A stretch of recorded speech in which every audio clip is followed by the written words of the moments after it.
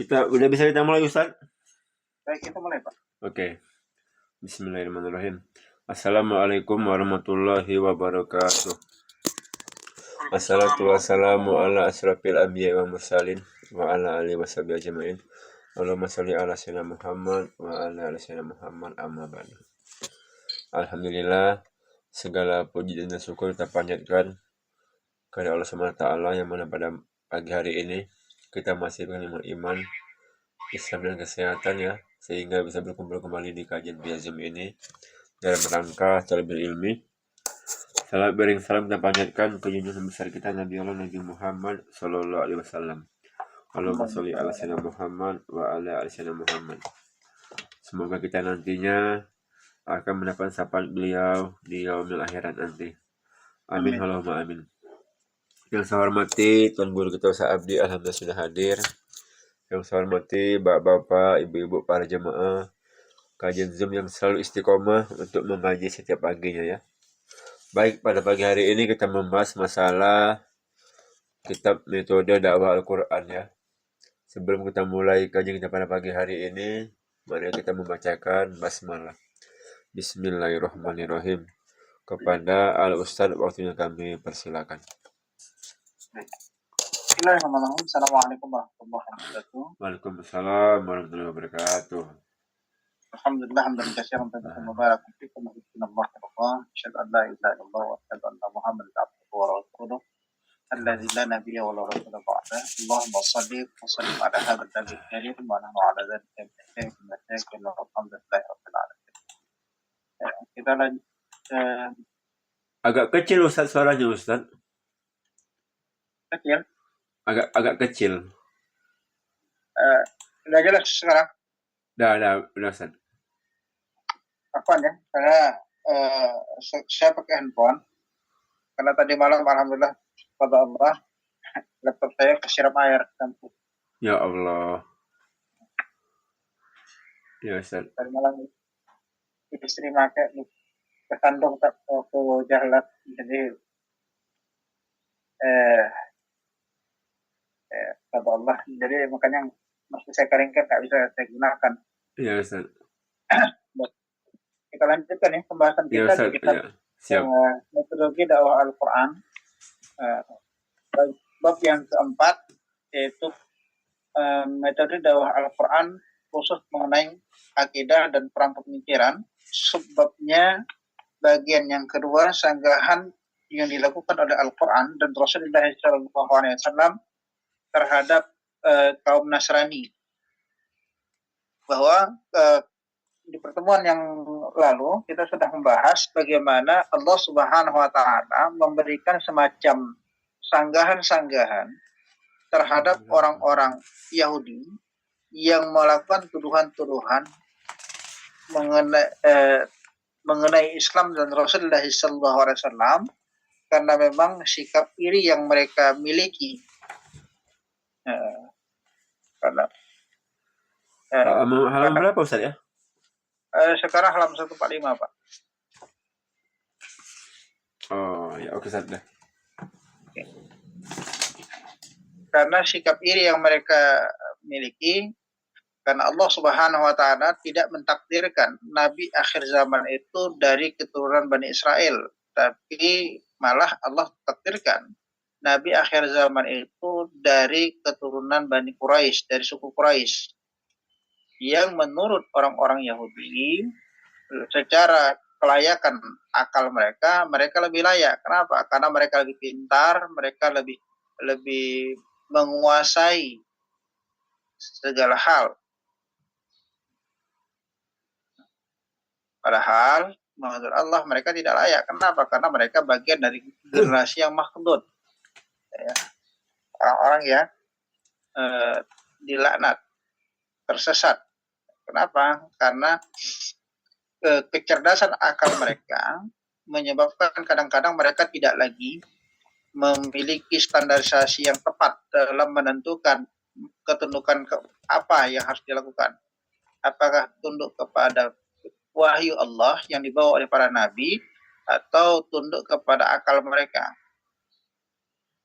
Yang terjadi apa? Mereka lebih cenderung menggunakan akal sebagai standarisasi dalam menentukan satu perkara. Sehingga kadang-kadang ketika wahyu Allah Subhanahu wa taala yang turun bersama Nabi itu mereka tentang karena tidak sesuai dengan akal mereka yang lemah. Sama seperti hari ini kan. Banyak ilmuwan itu yang menjadikan akalnya berada pada posisi berada di atas puncak. Padahal kalau kita buka di kitab At-Tafsir, Syekh Yudin An-Nabhani menjelaskan bahwa kebenaran sebuah metodologi ilmiah itu adalah kebenaran yang sifatnya sementara, bukan kebenaran yang sifatnya pasti. Hasil penelitian melalui metode ilmiah itu dianggap sebagai sebuah kebenaran sampai nanti ada hipotesis baru yang menunjukkan bahwa hipotesis yang disebutkan dalam metode ilmiah hari ini itu sebagai sebuah kesalahan. Ambil contoh, apa yang terjadi dalam teori Darwin itu bertahun-tahun dianggap sebagai sebuah kebenaran dalam proses kejadian manusia, bahwa manusia itu berasal dari kera menurut Darwin. Itu dianggap sebagai sebuah kebenaran sampai akhirnya ada orang-orang yang melakukan proses pembantahan terhadap teori Darwin itu dan menunjukkan bukti-bukti ilmiah. Sama seperti teori terjadinya alam semesta. Teori kabut, teori nebula itu dianggap sebagai satu-satunya teori terbaik, teori yang paling benar dalam proses penciptaan alam semesta sampai ditemukan teori berikutnya, yaitu teori Big Bang.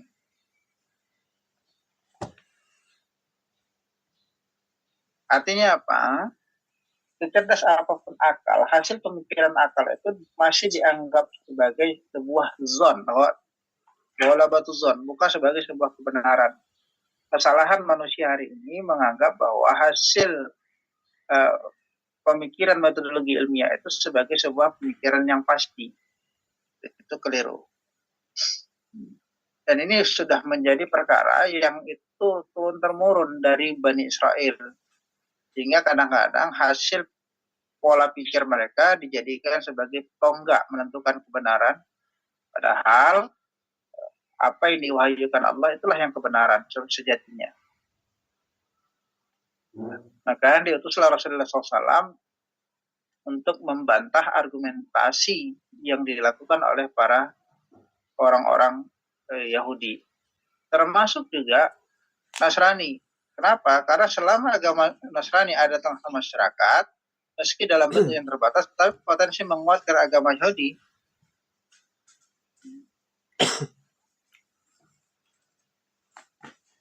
Maka perkara ini harus dibantah. Lebih-lebih sebagian bangsa Arab telah memeluknya. Seperti apa yang dilakukan, yang terjadi pada Waraqah bin Naufal serta Al-Qais bin Saidah. Yang dua orang ini adalah orang yang sangat berpengaruh di kehidupan Jazirah Arab. Waraqah bin Naufal ini ahli dalam syair. Al-Qais bin Saidah ini juga ahli dalam bidang negosiasi. Dua orang ini adalah dua orang yang amat sangat punya pengaruh besar dalam perjalanan kehidupan Makkah. Maka mau tidak mau, suka tidak suka, pasti akan terjadi perang pemikiran yang terjadi antara Rasulullah SAW sebagai Nabi akhir zaman dengan mereka yang sudah memiliki pemikiran. Kita ingat dulu penyampaian dari guru-guru kita bahwa lebih gampang mengisi gelas yang kosong daripada gelas yang penuh atau gelas yang berisi.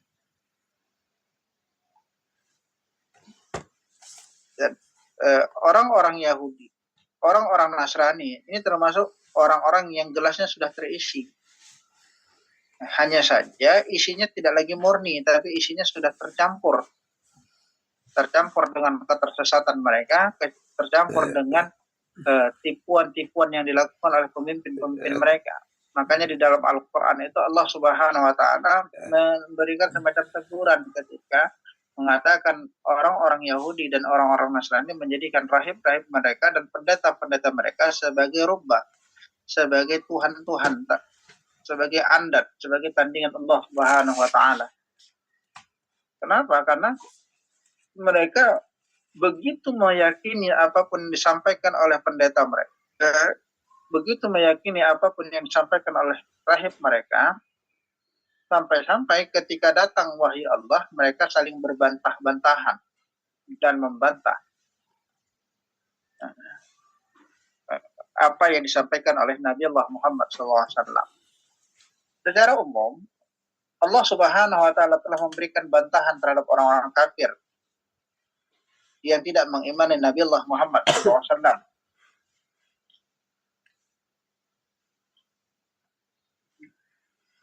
Termasuk juga Allah Subhanahu wa taala memberikan bantahan terhadap mereka yang tidak meyakini tentang pemerintahan yang telah disebutkan di dalam Injil, bahwa Allah Subhanahu wa taala menyatakan di dalam Injil mereka yaitu akan ada nabi akhir zaman yang bernama Ahmad.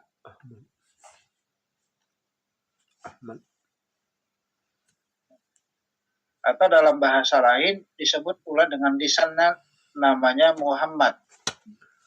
Dan ini diterangkan oleh Allah Subhanahu wa taala di Quran surah As-Saff ayat ke-6. Allah katakan a'udzubillahi minasyaitonir rajim wa mubasyshira bi rasulin ya'ti min ya'di muhu Ahmad. Dan kami memberikan kabar gembira dengan datangnya seorang rasul yang datang sesudahku, yaitu ini pernyataan Isa alaihissalam kepada kaumnya, bahwa Nabi Isa alaihissalam itu menyatakan kepada kaumnya, yaitu Bani Israel, bahwa nanti akan ada Nabi yang datang setelah Nabi Allah Muhammad SAW, setelah Nabi Isa alaihissalam, yaitu bernama Ahmad atau Muhammad. Sementara itu, nama Muhammad sendiri itu tersebut di dalam Al-Quran, surat Al-Fat salah satunya, di mana Allah Subhanahu wa taala menyebutkan lengkap dengan sifatnya, kedudukannya, dan sifat dan sikapnya. Di mana Allah Subhanahu wa taala mengatakan Muhammadur Rasulullah, Muhammad itu adalah utusan Allah Subhanahu wa taala. Sifatnya dan para pengikutnya walladzina ma'ahu, dan orang-orang yang bersama dengan Muhammad SAW itu as-sida'u 'alal kufar, sangat tegas ketegasannya terhadap kekafiran. Ruhama'u bainahum, dan mereka saling mengasihi, saling mencintai sesama mereka.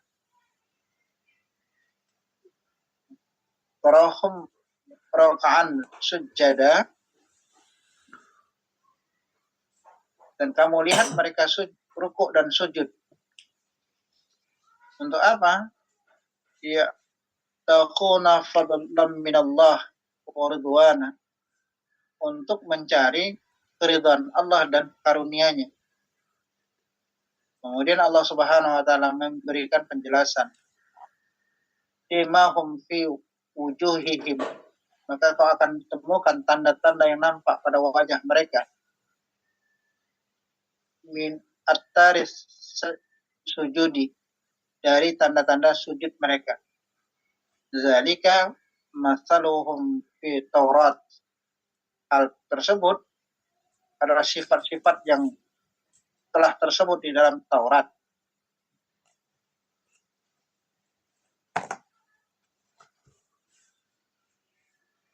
Wa mathaluhum fil Injil, dan sama saja apa yang disebut di dalam Injil. Kazara'in ajraja satarah, yaitu seperti tanaman yang mengeluarkan tunas. Fa azara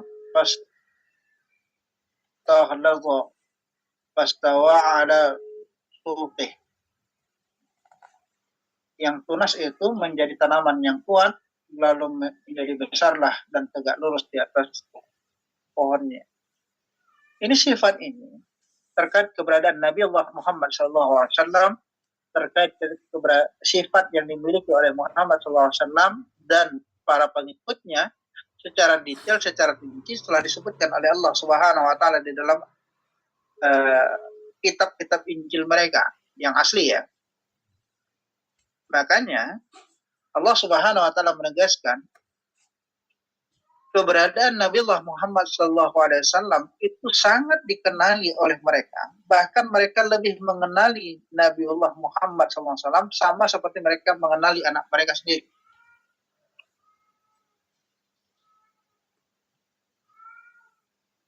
Yu'rifunahum wa yu'rifu abna'ahum, kata Allah. Mereka mengenali Nabi Allah Muhammad SAW sama seperti mereka mengenali anak mereka. Ya. Makanya kalau kita baca dalam sejarah, bagaimana Nabi Allah Muhammad SAW ketika beliau belum menjadi Nabi dan Rasul, tapi dibawa oleh pamannya Abu Talib untuk berdagang. Sampai di Bukhara, pendeta Al-Bukhara itu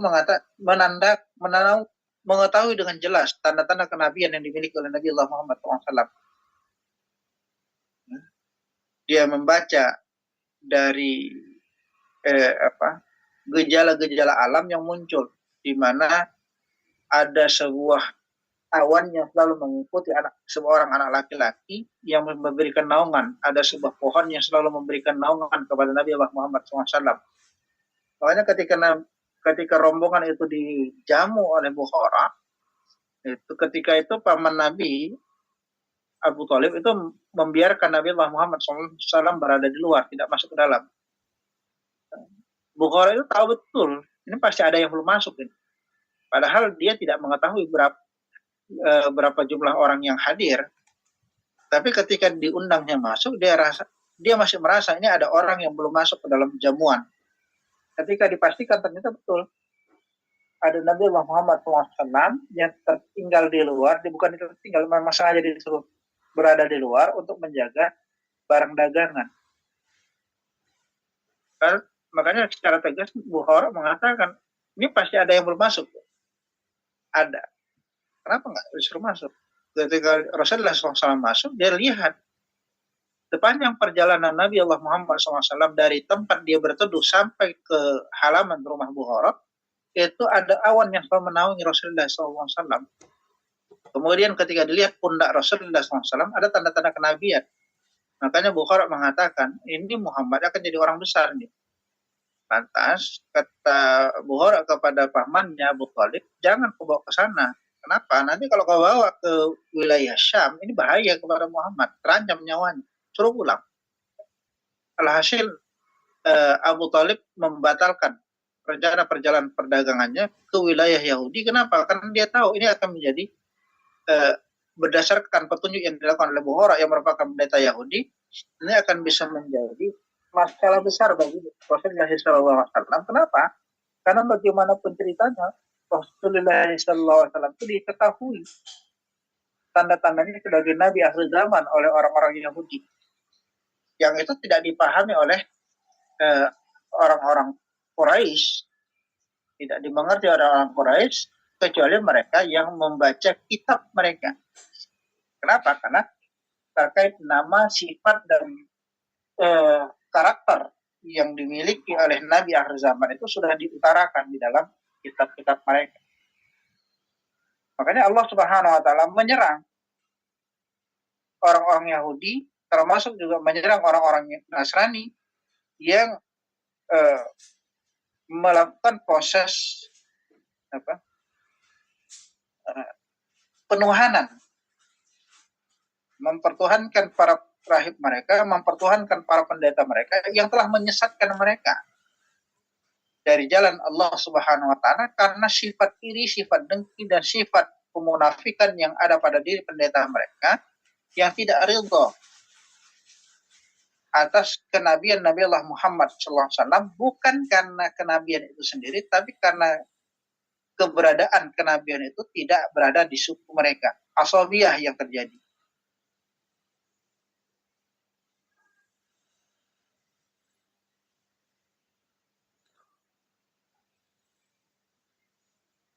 hal ini nampak dari dialog yang terjadi pada Adi bin Hatim dengan Rasulullah SAW, yang ketika itu Adi bin Hatim komplain kepada Rasulullah SAW. Adi bin Hatim itu baru masuk Islam, laki-laki dari kalangan Nasrani itu baru masuk Islam. Kemudian dia membaca salah satu firman Allah yang mengkritisi keras orang-orang Yahudi, yang Allah katakan menjadikan rahib-rahib mereka dan pendeta-pendeta mereka sebagai Tuhan-Tuhan sebagai tandingan Allah. Maka Adi bin Hatim komplain kepada Nabi SAW dengan mengatakan, wahai Nabi, kenapa Allah mengatakan kami menjadikan pendeta kami sebagai rahib, sebagai Tuhan? Tak pernah sekalipun kami sujud kepada pendeta kami sebagaimana kami sujud kepada Allah. Tak pernah sekalipun kami rukuk kepada pendeta kami sebagaimana kami rukuk kepada Allah. Ketika itu Adi bin Hatim itu datang dalam keadaan masih memakai kalung salib yang terbuat dari emas. Jadi ada dua kesalahan yang dilakukan. Tapi Nabi SAW fokus kepada pertanyaannya, tidak menjelaskan terkait kesalahan yang lain. Terkait kesalahan yang menjadi pertanyaan dia itu apa? Bahwa dia tidak terima pernyataan Allah ketika Allah mengatakan menuduh mereka menjadikan rahib mereka sebagai Tuhan.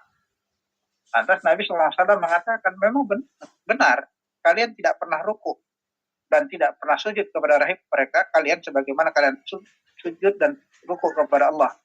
Tapi coba kalian ingat, apa yang diucapkan, syariat apa yang disebutkan oleh rahib kalian, walaupun bertentangan dengan syariat Allah, kalian ikuti rahib kalian. Syariat kalian itu bertentangan dengan ketika Allah mengharamkan satu perkara, tapi rahib kalian, pendeta kalian menghalalkannya, kalian ikut menghalalkan. Ambil contoh, saya beberapa waktu yang lalu itu sempat berdiskusi dengan teman yang Nasrani. Pertanyaan saya, di dalam kitab kalian itu kan ada keharaman, ada 10 larangan Moses. Itu salah satunya adalah larangan minuman keras. Pertanyaan saya, dalam persembahan atau kajian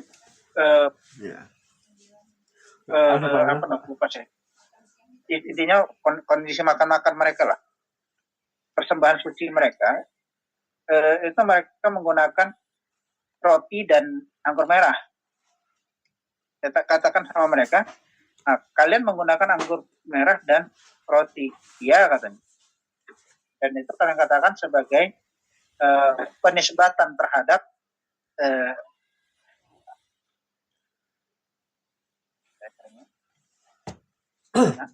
kita lagi dulu ya.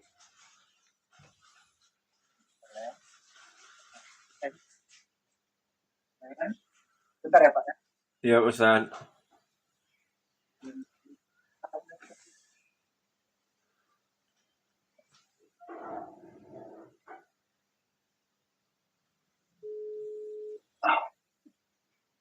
Kemudian saya tanya, kalau masalah rotinya sih nggak ada masalah.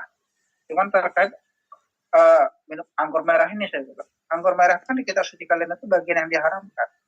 Kenapa kalian mengambil anggur merah? Itu tanda darah Yesus, Pak. Kalau begitu saya katakan, kenapa nggak diganti dengan sirup saja yang warna merah atau saus yang juga warna merah? Bahkan kalau kita lihat di sinetron atau kadang-kadang di akun prank yang terjadi di YouTube itu untuk menandakan warna merah. Darah itu dengan saus atau dengan pewarna lain yang bisa. Kalau sekarang kan teknologi sudah canggih. Kenapa kalian masih menggunakan anggur merah?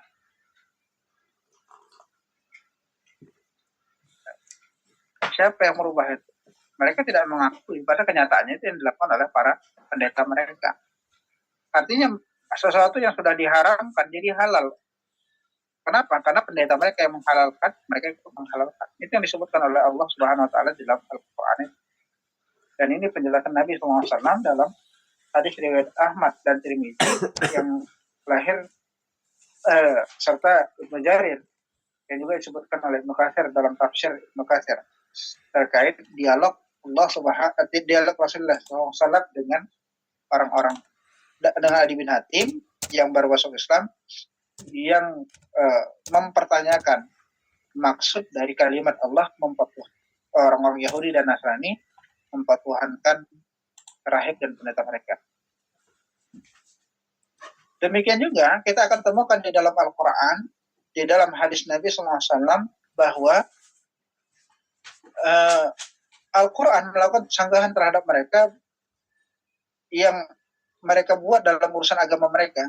Artinya mereka melakukan proses modifikasi dalam kitab mereka, mereka melakukan proses pembaharuan di dalam kitab mereka. Apalagi Nasrani ya. Nasrani itu punya perjanjian baru yang itu membaharukan apa yang disebutkan oleh Tuhan mereka. Artinya ada olah kecerdasan mereka, para petinggi mereka dalam membuat kitab suci. Dan menarik ya. Ini karena kita sama Muslim ya, pembahasan khusus kepada Muslim, itu kadang-kadang saya agak penasaran ketika beberapa kali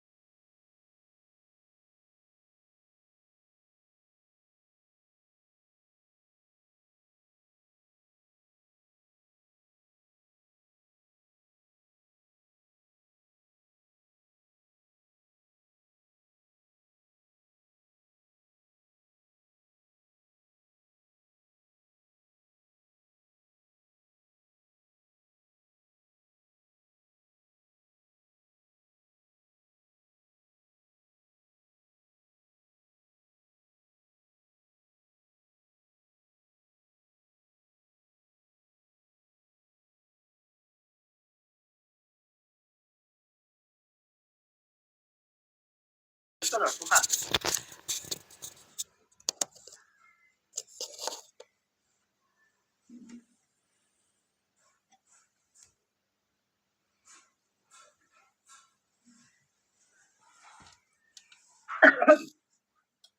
Dan banyak perkara-perkara yang kalau kita baca di dalam kitab ini,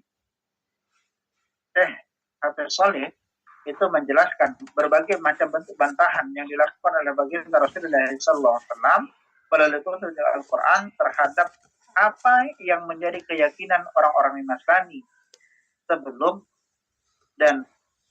datangnya Rasulullah SAW sampai datangnya Rasulullah SAW.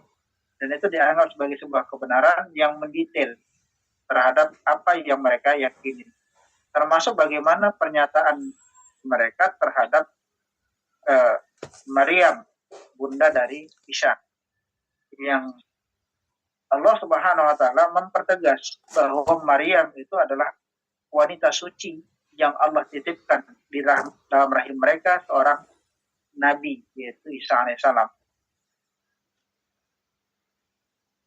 Demikian juga Al-Quran menyatakan kisah Isa alaihissalam sebagaimana yang dinyatakan dalam surat Maryam, mulai dari datangnya wahyu kepadanya, kehamilan Maryam, dan kondisi Maryam ketika mengandung dan ketika melahirkan Isa alaihissalam, serta pelarian mereka ke dalam informasi secara detail. Jadi kisah-kisah yang selama ini mereka yakini sebagai bagian kisah Israeliat yang diyakini dan sudah dipelintir cerita itu, dibenarkan, diperbaiki oleh Allah Subhanahu wa Ta'ala di dalam Al-Quran terkait cerita itu secara lengkap, secara detail dan secara tepat.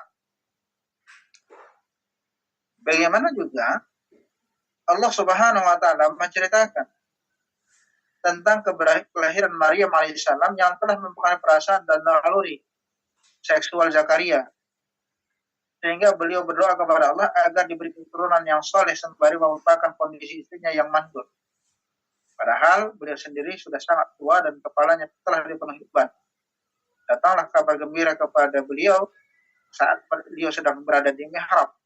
Artinya kisah-kisah masa lalu yang selama ini dipelintir oleh pendeta-pendeta mereka, oleh orang-orang Israel, itu diperbaiki dan dibenarkan oleh Allah Subhanahu wa Ta'ala, dikoreksi oleh Allah Subhanahu wa Ta'ala secara langsung.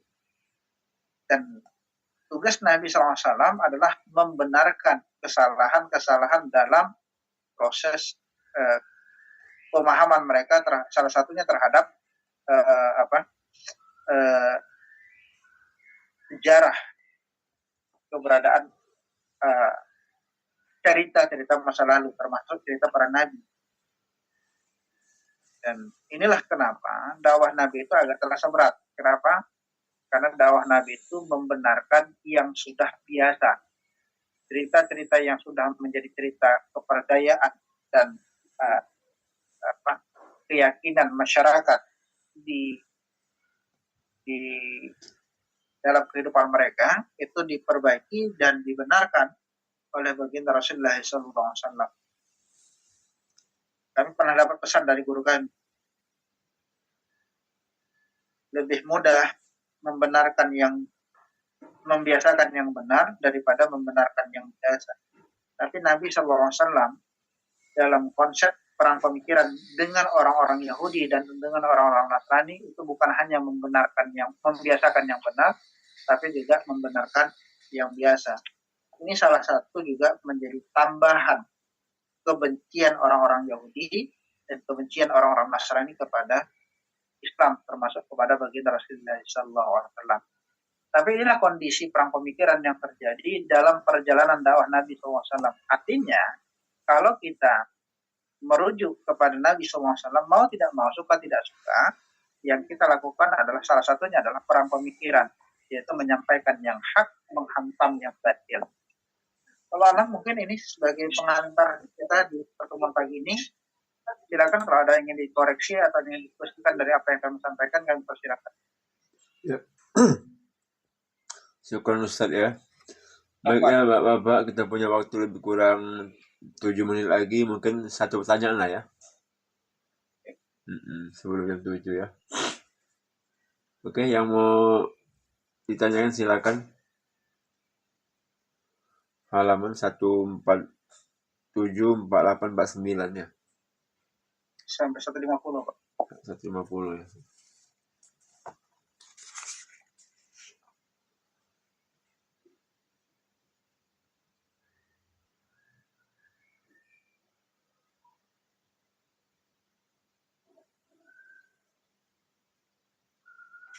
Tafadhol, kalau ada yang ingin menambahkan.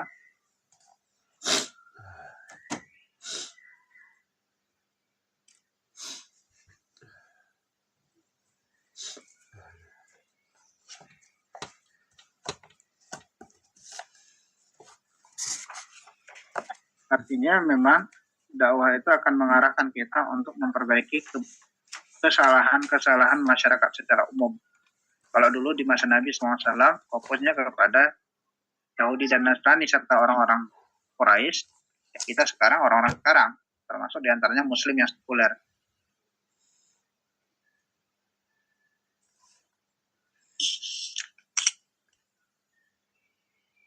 Ada buku menarik yang bagus kita baca. Salah satunya adalah buku Benturan Peradaban. Nah, itu merupakan sebuah otomatisasi yang akan terjadi bagi kita para pengemban peradaban Islam dengan orang-orang yang mengemban peradaban kapitalis dan sosialis. Iya. Baik, Anda kalau nggak ada kita tutup. Kayaknya cukup Ustaz ini. Udah pas Ustaz, lagi pas semua. Oke. Oke, baik. Afwan, ya, mohon maaf atas segala kesilapan dan kekurangan. Mudah-mudahan Allah Subhanahu wa taala memberkahi kita pada Amin. pertemuan pagi ini. Kita tutup dengan sama-sama kita istighfar kepada Allah. Astagfirullahaladzim. Astagfirullahaladzim. Astagfirullahaladzim. أعوذ بالله السميع العليم من الشيطان الرجيم بسم الله الرحمن الرحيم الحمد لله رب العالمين حمدا داعما حمدا شاكرا حمدا نعمه ويكافئ مزيده يا ربنا لك الحمد ولك الشكر كما ينبغي لجلال وجهك الكريم وعظيم سلطانك اللهم صل على سيدنا محمد وادخل الظالمين بالظالمين واخرجنا من بين المسلمين وعلى اله وصحبه اجمعين رب اجعلنا مقيم الصلاه ومن ذريتنا ربنا انك انت السميع الدعاء اللهم ya Allah ya Ghafar, ampun dosa kami ya Allah, dosa kedua orang tua kami, dosa guru-guru kami, dosa karib kerabat kami, dosa sanak saudara kami ya Allah. Ya Allah ya Rahman ya Rahim, ampuni dosa yang kami sengaja dan yang tidak kami sengaja ya Allah. Ya Allah ya Ghani, Engkau yang Maha Kaya ya Allah. Berikan kekayaan kepada saudara-saudara kami di antara kami, andai kata yang ada masih punya hutang ya Allah, maka lunaskan hutang mereka sebelum Kau panggil mereka ya Allah. Amin. Ya Allah ya Syafi, Engkau Maha menyembuhkan ya Allah. Andai kata di antara kami ada yang sedang sakit, maka ya Allah kami mohon kepada sembuhkan mereka ya Allah. Amin ya Allah. Allahumma tada'alana zamban ila khafartah, wala hamman ila farajtah, wala fakiran ila agnaitah, Amin ya Allah. dan ila taqwaitah. Birahmatika ya arhamar rahimin. Rabbana taqabbal anfusana wa lam taqabbal minna. Rabbana atina fid dunya وفي الآخرة حسنة وقنا عذاب النار سبحان ربك رب العزة عما يصفون وسلام على المرسلين والحمد لله رب العالمين. Mohon maaf atas segala kesilapan dan kekurangan, kepada Allah kami ampun. Assalamualaikum warahmatullahi wabarakatuh. Kami kembalikan kepada Al-Fatihah. Amin. Syukur Ustaz, jazakallahu Ustaz atas ilmu waktu yang menjadi disampaikan. Semoga bermanfaat untuk Bapak-bapak yang hadir pada pagi hari ini. Semoga Ustaz selalu dalam dilindungi Allah, diberi kesehatan, dilancarkan segala rezekinya. Amin. Dan juga semoga bapak-bapak yang hadir di sini ya, kita sama-sama dalam lindungan Allah, dimudahkan segala urusannya, dilancarkan rezekinya, yang masih punya utang semoga cepat lunas, yang masih sakit semoga cepat sembuh, yang baru merintis usaha semoga usahanya lancar ya, yang punya hajat semoga hajatnya terkabulkan ya. Amin ya rabbal alamin. Baik bapak-bapak, kita tutup ya dan membaca hamdalah alhamdulillahirabbil alamin. Dan juga doa kifatul majelis. Subhanallahumma wa bihamdika asyhadu an la ilaha illa anta astaghfiruka wa atubu ilaik. Wabillahi taufiq wal hidayah. Wassalamualaikum warahmatullahi wabarakatuh. Suka Ustaz ya. Ustaz nanti hari Sabtu jam berapa mau pergi Ustaz biar disiapin mobil? Aduh, saya lupa ngabarin Pak. Oh gitu.